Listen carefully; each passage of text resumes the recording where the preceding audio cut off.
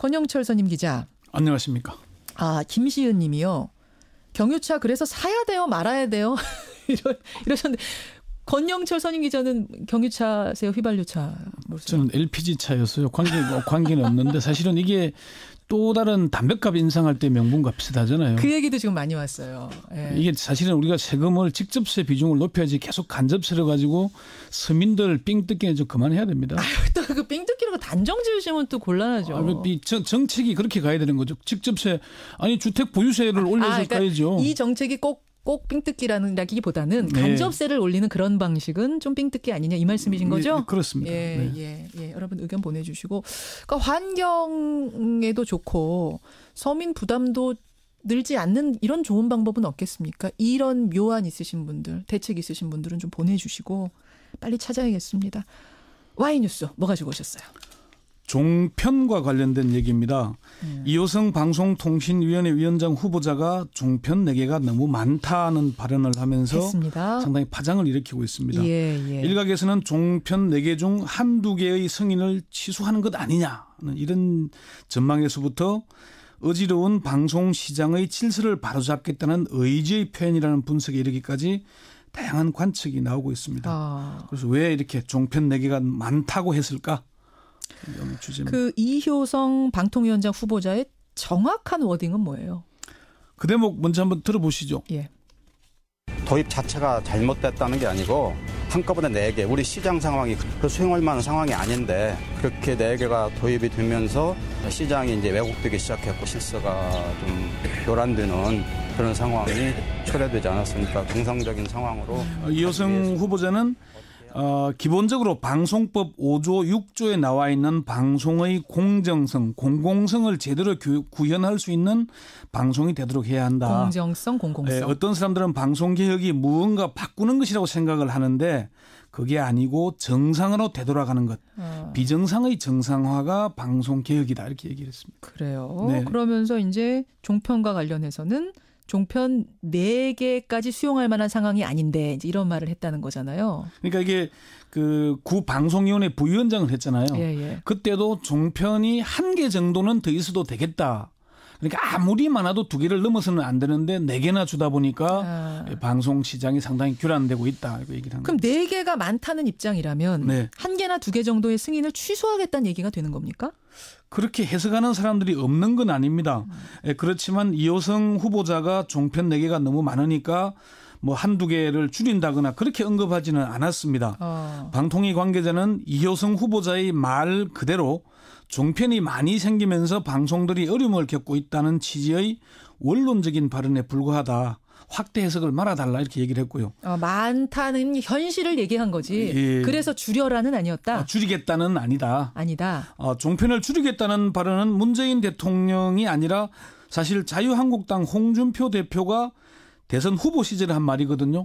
그 대목도 잠시 한번 들어보시죠. 예. 종편 그거 보지 마세요. 종편은 왜 종편이냐? 종일 편파방송한다고 종편이야 그게. 근데 절반은 줄일 거예요. 그게 무슨 종편이야? 전방합리지. 야, 저 이거 몰랐어요. 홍준표 대표의 말이라고요? 예, 이게 지난 4월 30일 인천 뉴스에서 한 발언이거든요. 내가 줄이겠다. 종일 편파 방송한다고 해서 종편이다. 예. 홍준표 대표가 절반으로 줄이겠다 이렇게 얘기를 한 거예요. 2개 줄이겠다는 얘기네요. 4개 중에 2개가 되는 얘기죠.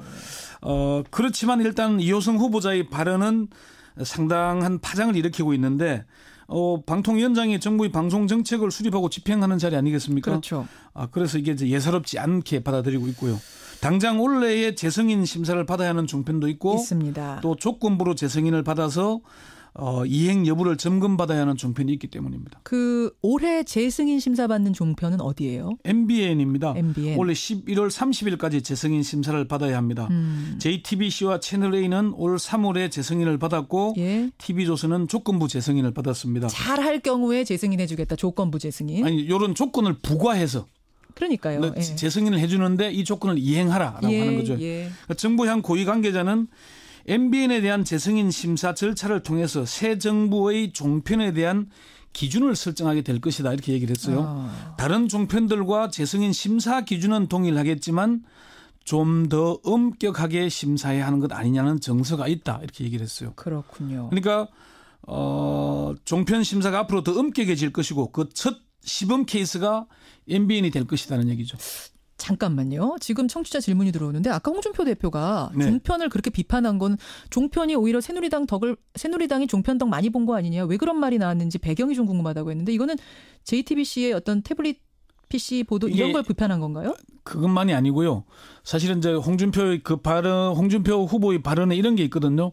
민주당하고 싸워서 종편을 허가해 줬더니 오히려 종편이 자유한국당 홍준표 자기 후보에 대해서 더 불리하게 하고 있다. 그리고 나를 불리하게 하고 있다. 박근혜 국정농단 사태 때 종편이 박근혜 편을 들지 않고 종일 박근혜 비판 방송만 내보냈다. 그 얘기. 그래서 자유한국당, 새누리당의 지지율이 뚝 떨어졌다. 그런 얘기. 그 얘기하다 이 얘기가 나온 거예요. 알겠습니다. 다시 우리 얘기로 돌아와서 시중에는 TV조선이 위험할 수 있다 이런 얘기가 돌더라고요. 저도 그런 얘기를 듣긴 했습니다. 그러셨죠. 그거는 이제 TV조선이 올 3월에 재승인 심사에서 기준 점수에 미달해서 조건부로 재승인을 받았기 때문입니다. TV조선은 1000점 만점에 650점 기준 점수에 미달하는 525.13점을 받았거든요. 그런데도 방통위는 재승인을 해줬죠. 그러면서 조건을 달았어요. 그 조건이 이제 생방송 시사 프로그램 축소. 축소. 또 1년 동안 법정 제재 3차례 받으면은 그 프로그램 폐지할 것. 다른 종편에서 제재받은 진행자, 출연자의 출연 배제. 진행자, 출연자 때문에 법정 제재를 받을 경우 해당 진행자, 출연자는 모든 프로그램에서 출연 정지한다는 조건. 이런 것들이 있었고요. 그래요. 또 종편 공통으로 방송 심의에서 법정 제재를 매년 4건 이하로 유지할 것. 뉴스, 탐사보도, 시사, 논평, 토론, 대담 장르의 프로그램은 33%, 3분의 1 이하로 줄일 것. 이런 것들이 있었습니다. 종편 승인 취소가 정말로 현실화될 가능성도 있습니까? 법과 제도에 있으니까 못할 건 없겠죠. 다만 전직 한 방통위 상임위원은 이론적으로 종편의 승인을 취소할 수는 있다. 현실적으로는 거의 불가능하지만은 이론적으로는 가능하다는 얘기고. 현실적으로는 거의 불가능하다? 그렇죠.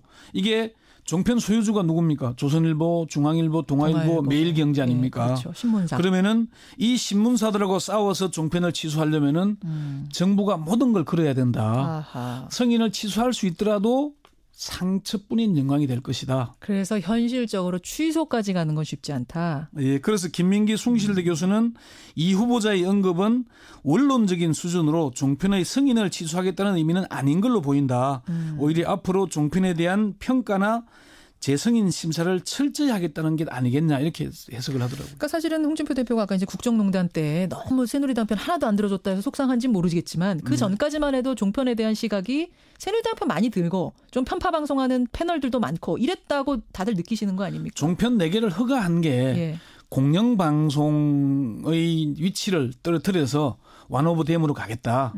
그렇게 하고 종편을 키워서 보수 언론, 미국의 폭스 TV 같은 그런 형태를 만들겠다는 의지로 내기를 준 거잖아요. 그렇죠. 그게 이제 사실은 워낙 국정농단 사태가 중대하다 보니까 종편들도 보도하지 않을 수 없었던 거 아닙니까? 그렇죠. 이호성 후보자. 오늘 주제가 이제 종편 4개 왜 많다고 했을까잖아요. 그 행간을 우리가 읽는 거잖아요. 요거 한번 분석해 보셨어요? 실제로는 종편 4개가 너무 많기 때문입니다. 실제로?